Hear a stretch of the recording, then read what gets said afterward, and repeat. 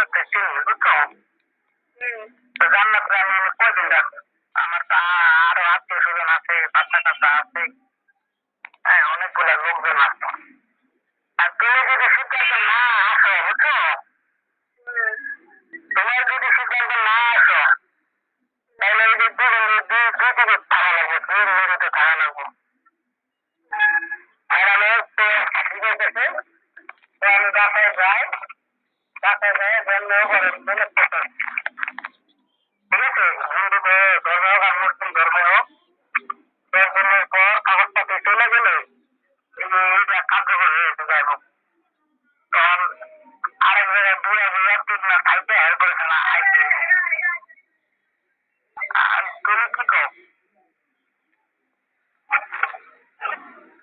আমি তোমার সঙ্গে সংসার করতে চাইতেছি না, বুঝছো? এগুলা নিয়ে আবার অনেক গ্যাঞ্জাম লাগবো, আবার ঝগড়া হবো, আবার মারামারি হবো। তুমি আমার কথা দিবা, আমার সহ্য হইব না। এগুলা নিয়ে আবার অনেক ঝগড়া, অনেক মারামারি হবো। আমরা এখন আমাদের নিয়ে যাবো 2 দিন 4 দিন ভালো থাকবো, 3 দিনের পর আবার ঝগড়া লাগবো। ঝগড়াটা কি নিয়ে লাগবো? এই যে চলে আইছি, তোমার ছাইড়া দিচ্ছি, কোনো জায়গায় যাওয়ার জায়গা পাই নাই, আবার তোমার কাছে গেছি, এগুলা বলবা? তো আমি যে কাজ করে খাই, আমি যে জায়গায় আসি, আমি বাচ্চাটার আশায় আসি, বুঝছো? বাচ্চাটা আমার দিবা দেখা, তাহলে আমি কবে এই জায়গায় থেকে চলে যাইতাম। তার মানে তুমি যদি বাচ্চা না দেয় আর তুমি যদি আমার সংসারে না আসো তাহলে দেবে না? এই জায়গায় ওরা কি আমার রাখবো? ওরা কি আমার খাওয়াইব কামাই করে? আমি তো তোমার সেটাই বলতেছি। তাহলে তোমার এটাই ফাইনাল, তুমি তাহলে আমার সংসারে আসবে না?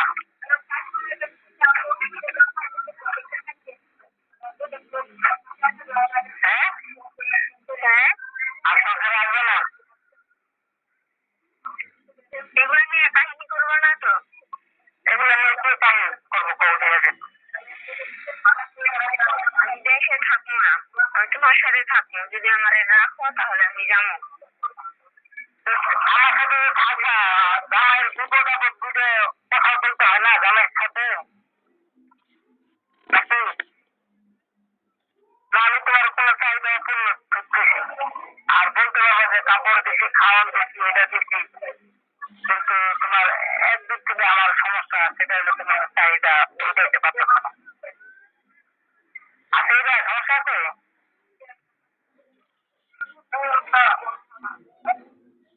না, হ্যাঁ,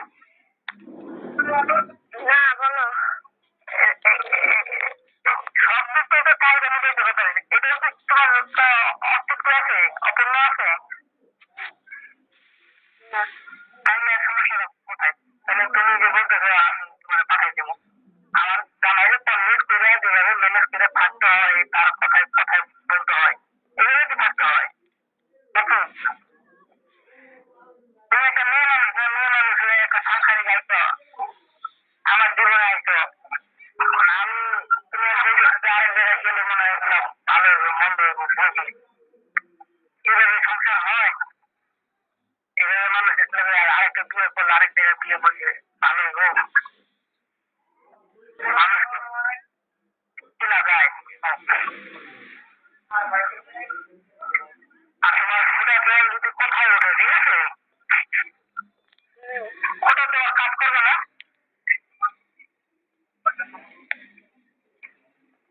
ওটা দেওয়ার কাজ করবে না, তাহলে তো খোটা হয় না।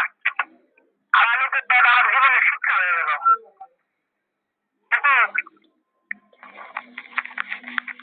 আর বাকি আছে কি করতে চাইতেছো? এখন তুমি কি করতে চাইছো? তুমি তো কোনো সিদ্ধান্ত দিতে হবে, আর বারোটার দিকে চাই তোমার আবার বাসায় আনতে চাইতেছি।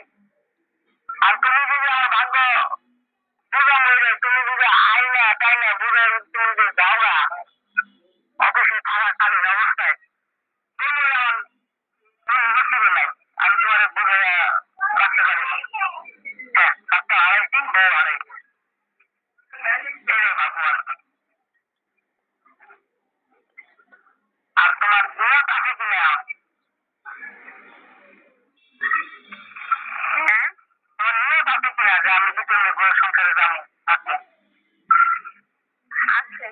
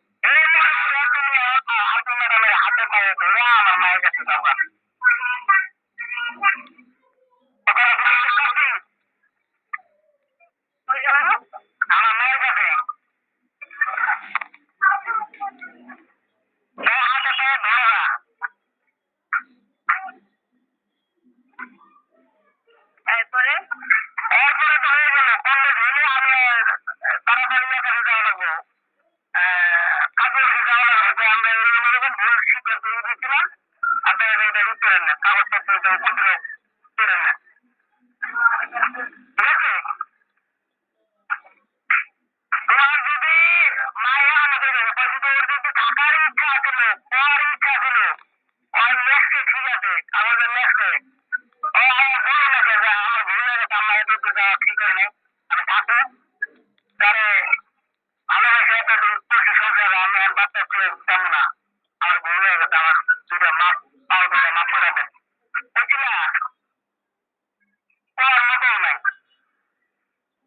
তোমার ডিসিশনে তুমি ডিসিশন দিলা। আর এখানে না থাকলে তুমি আরবি ম্যাডামের বাসায় নাও থাকলে তোমার যেভাবে ম্যানেজ করে বাবুটার কারণে তোমার ফোন দেওয়া তোমার এই কথাগুলো বলতাম, ঠিক আছে? এখন তুমি কি তো আমার কথা যুক্তি আছে না নাই? আর তুমি এই যুক্তি দিয়ে তুমি তাড়াতাড়ি ম্যাডাম আইলে দুপুরবেলা হাতে পায়ে খাই টাকাটা করে যে আমার নিয়ে যান, আমার ওই সংসারে থাকবো আমি, বুঝে গেছে? তাহলে ঠিক আছে। ভাত খায়া ভাত পকায়ও না। আর আমি একসাথে একটা কথা আমি বলবো, যদি যাওয়া কোনো সময় তাহলে বলবো যে রসি দেবা। আর আমি তখন বলবো আমার অক্ষমতা আছে আমি দিতে পারি নাই, এটা ঘরের মধ্যে এসব করা যাবে না।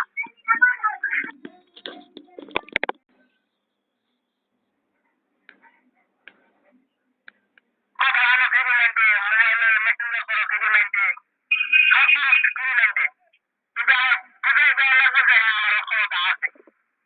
এটা যদি করতে পারো তাহলে আমার ঘরে মানুষ আইন না, সমস্যা নেই।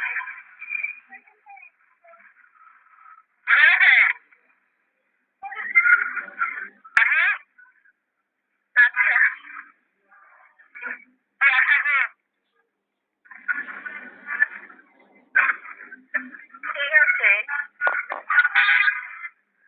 ম্যাডাম আমি তাড়াতাড়ি পায়ে করে ধরে আমার সেখানে নিয়ে গেলাম, আমার জন্য যোগাযোগ থাকবে চলেন।